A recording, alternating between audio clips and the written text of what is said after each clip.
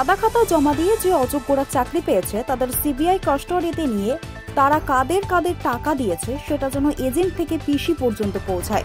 আমরা এটাই চাই, বললেন রাজ্যের বিরোধী দলনেতা শুভেন্দু অধিকারী। বৃহস্পতিবার বাঁকুড়ার ধলডাঙ্গা মোড়ে দলের এক সভায় বক্তব্য রাখতে গিয়ে তিনি ওই কথা বলেন।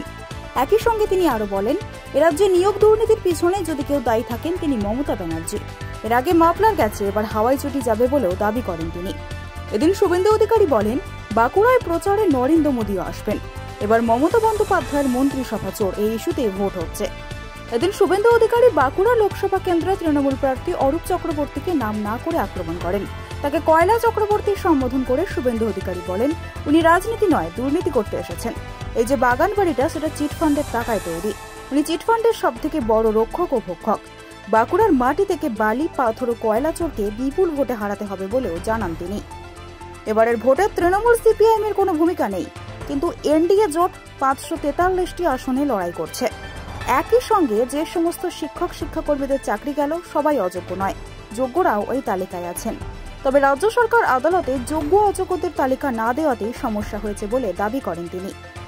পরে সাংবাদিকদের মুখোমুখি হয়ে তিনি বলেন, আসল চোর হচ্ছে মমতা বন্দ্যোপাধ্যায়, কয়লা চক্রবর্তীদের আসল সৃষ্টিকর্তা উনি। একই সঙ্গে এক প্রশ্নের উত্তরে তিনি বলেন, নন্দীগ্রাম না হলে উনি দিদি থেকে দিদিমা হয়ে যেতেন, মুখ্যমন্ত্রী হওয়া হতো না বলেও দাবি করেন।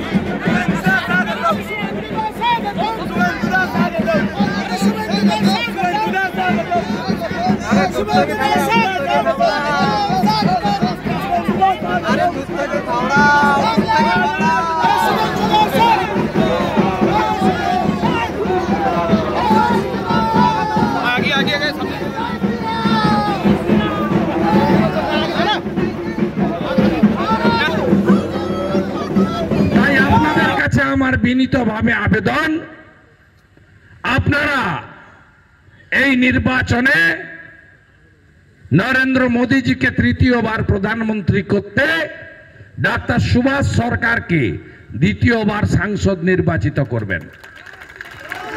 এটা দেশের নির্বাচন, 543টা আসন আমরাই লড়ছি। এনডিএ 543-এ, তৃণমূল 45, সিপিএম 20। গরুর গাড়ির হেডলাইট। বেল পাকলে কাকের কি? দেশের ভোটে এদের কোনো ভূমিকা নেই। আর দুটো ইস্যু ভুলবেন না, সর্বস্তরে চুরি দুর্নীতি। এই যে ছেলেগুলো চাকরি গেল, সবাই কি অযোগ্য না? এর মধ্যে যোগ্য বেশ কিছু ছেলে মেয়ে আছে, কারোর বয়সও চলে গেল। সর্বনাশটা কে করেছে? ঠগি পিসি মমতা ব্যানার্জি। তিনি করলেন। হাইকোর্ট বারে বারে বলেছে যোগ্য কারা অযোগ্য কারা তালিকা দাও। এরা যোগ্যদের তালিকা দেয়নি, তাহলে মাল নিয়ে দোকান খুলে 15-18 লাখ টাকা করে মাল নিয়েছে যারা, তাদের চাকরি চলে যাবে, ওদের কোনো লাভ হবে না। তাই পুরো ওএমআরটাকে পুড়িয়ে দিয়েছে। তাই আজকে যোগ্যরাও পথে বসেছে। আমি আশা করব যোগ্যদের জন্য সুপ্রিম কোর্ট পুনর্বিবেচনা করবেন, আর সাদা খাতা দিয়ে অযোগ্যরা যারা চাকরি পেয়েছে তাদের সিবিআই কাস্টডিতে নিয়ে কাদের কাদের টাকা দিয়েছে এজেন্ট থেকে পিসি পর্যন্ত যেন সিবিআই পৌঁছায়, এটাই আমরা আশা করব।